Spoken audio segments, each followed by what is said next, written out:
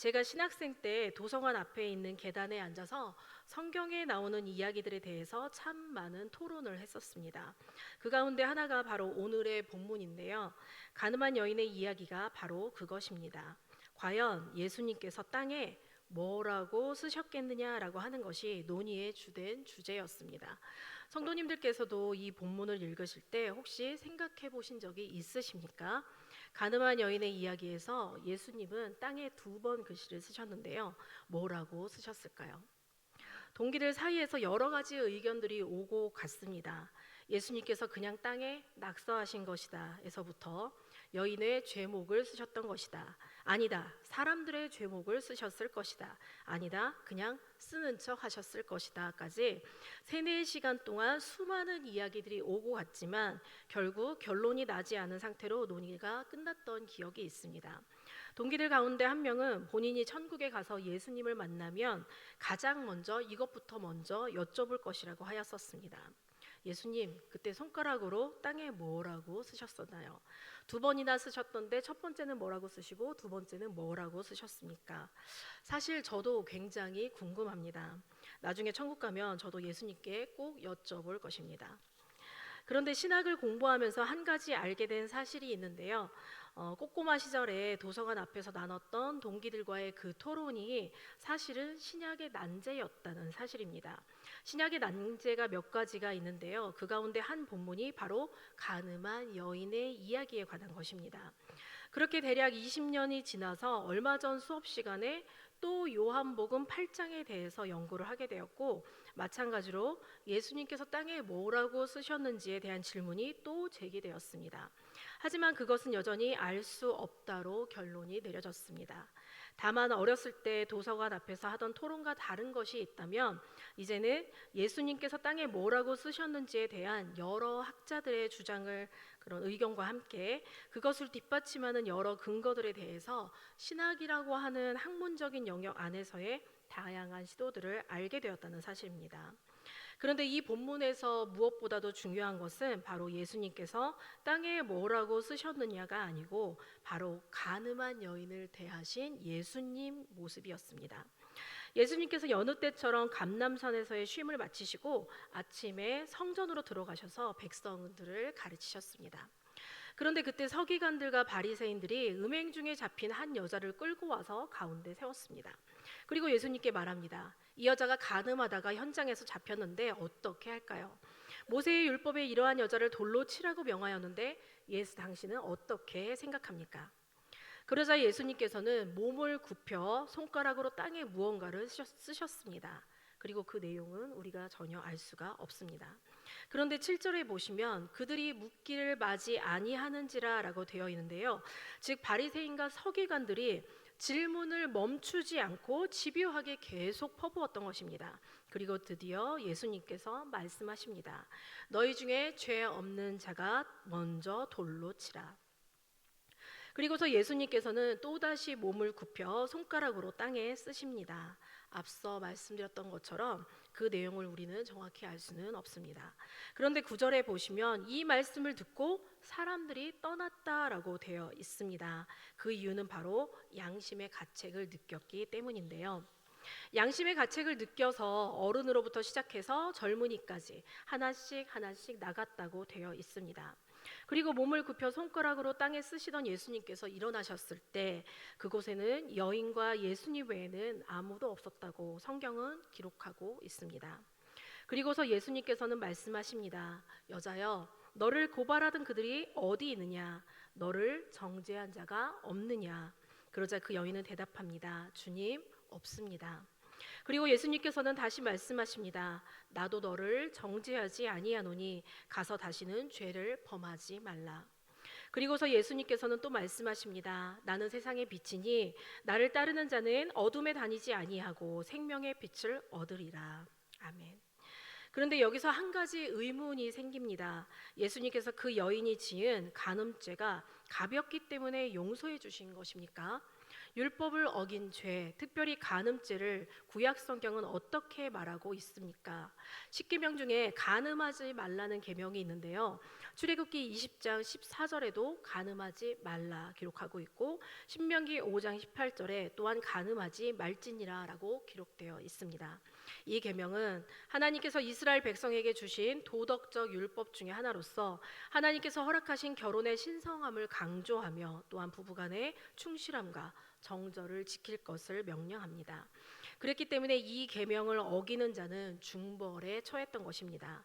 다 같이 신명기 22장 22절에서 24절까지를 함께 읽어 보시겠습니다. 신명기 22장 22절에서 24절까지입니다. 어떤 남자가 유부녀와 동침한 것이 드러나거든 그 동침한 남자와 그 여자를 둘 다 죽여 이스라엘 중에 악을 제할지니라. 처녀인 여자가 남자와 약혼한 후에 어떤 남자가 그를 성읍 중에서 만나 동침하면 너희는 그들을 둘 다 성읍 문으로 끌어내고 그들을 돌로 쳐 죽일 것이니 그 처녀는 성 안에 있으면서도 소리 지르지 아니하였으며 그 남자는 그 이웃의 아내를 욕보였음이라. 너는 이같이 하여 너희 가운데에서 악을 제할지니라. 레위기 20장 10절도 함께 읽어 보시겠습니다. 누구든지 남의 아내와 간음하는 자, 곧 그의 이웃의 아내와 간음하는 자는 그 간부와 음부를 반드시 죽일지니라. 여기서 간부와 음부는 간음한 남자와 또한 간음한 여자를 이야기를 합니다. 고대 이스라엘 사회에서는 간음의 행위가 개인의 도덕적인 타락뿐만이 아니라 공동체 전체의 거룩함을 해치는 중대한 죄로 간주되었기 때문에 따라서 간음에 가담한 남성과 여성 모두에게 동일한 책임이 부과되었고 이는 하나님의 공의와 공동체의 순결을 유지하기 위한 조치였습니다. 그리고 이러한 조치는 이스라엘 중에 악을 제하기 위함이었습니다. 간음죄를 처벌하는 이유는 결국 이스라엘 공동체를 지키기 위함이었던 것입니다. 구약의 율법과는 달리 요한복음 8장의 상황은 이러한 이상한 형상을 이제 띠게 됩니다. 그렇게 율법을 잘 알고 지키고 있는 자들이 그 모순을 스스로 드러내는 것입니다. 그것은 바로 간음한 여인은 있고 간음한 남자는 없다는 사실입니다. 분명히 서기관들과 바리새인들이 음행 중에 잡힌 여자를 끌고 왔다고 했는데 간음한 남자에 대한 언급은 어디에도 없습니다. 간음죄는 여인이 혼자서 지을 수 있는 죄가 아닙니다. 구약의 율법대로라면 간음한 남자와 여자를 같이 심판해야 하는데 오로지 여자만이 그들 앞에 둘러싸여 있는 것입니다. 결국 바리새인들과 서기관들의 관심은 하나님의 율법을 잘 지키고 공동체의 거룩함을 유지한 데 있는 것이 아니라 그들의 권력을 유지하고 그들의 백성을 율법 아래 매어서 이도 저도 아무것도 하지 못하도록 하는 데 있다는 것을 알게 합니다. 사회적 약자를 이용해서 예수님을 넘어뜨리려고 했던 것입니다. 그런데 예수님께서는 어떠한 판결을 내리셨습니까? 간음이라는 죄에 대한 예수님의 생각은 어떠하셨습니까? 다 같이 마태복음 5장 27절과 28절을 함께 읽어 보시겠습니다. 또 간음하지 말라 하였다는 것을 너희가 들었으나 나는 너희에게 이르노니 음욕을 품고 여자를 보는 자마다 마음이 이미 간음하였느니라. 예수님은 단순한 행위로서의 간음뿐만 아니라 마음속의 욕망과 의도까지도 간음으로 간주하셨습니다. 예수님께서는 율법의 행위만을 말씀하시지 않고 그 이면에 하나님께서 그러한 계명을 주신 의미들에 대해서 다시 설명해 주시고 또한 다시 해석해 주신 것입니다. 그런 예수님께서 이제 명하십니다. 돌로 치라. 맞습니다. 돌로 쳐 죽여서 간음한 여인을 없애고 공동체의 거룩성을 유지해야 합니다. 그런데 한 가지 단서를 붙이십니다. 죄 없는 자가 먼저 돌로 치라. 그런데 당시에 사형이라고 하는 것을 집행할 수 있는 권한은 오직 로마 당국에만 있었습니다. 예수님께서 이 땅 가운데 오셨을 때는 이미 유대가 로마의 권세 아래에 있었기 때문에 유대인들이 율법을 어겼다고 해서 그 누군가를 사형시킬 수 있는 권한을 모두 빼앗아 버린 것입니다.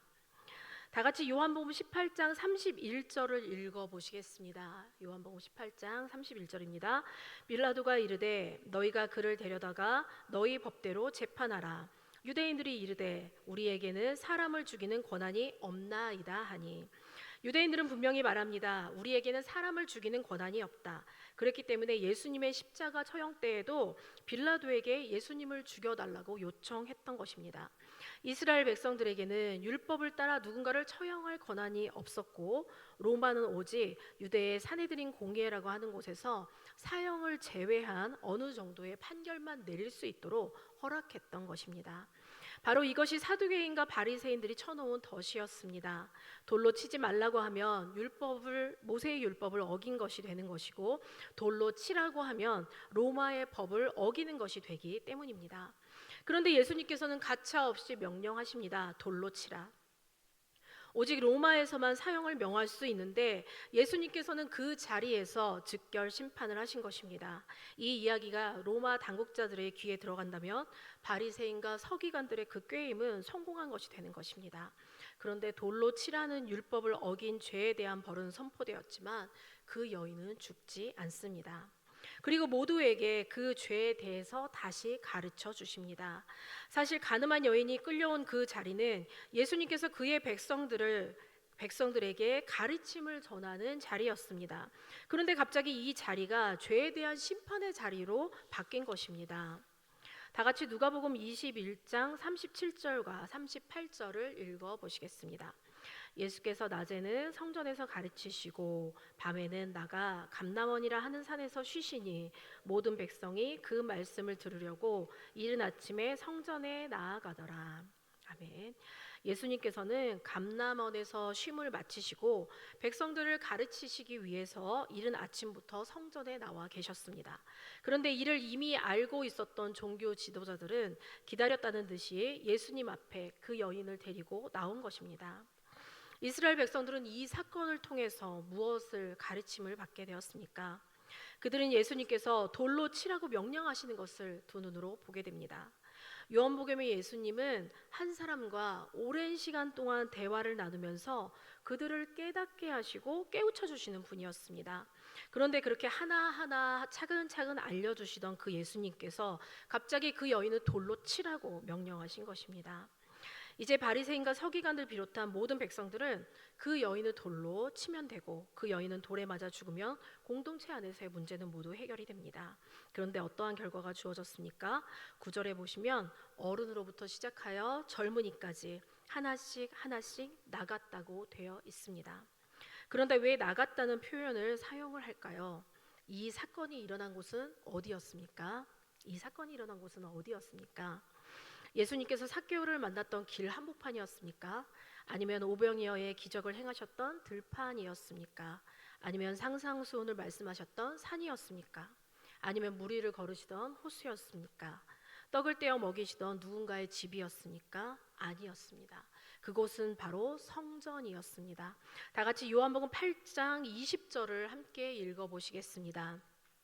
이 말씀은 성전에서 가르치실 때에 헌금함 앞에서 하셨으나 잡는 사람이 없으니 이는 그의 때가 아직 이르지 아니하였음이러라.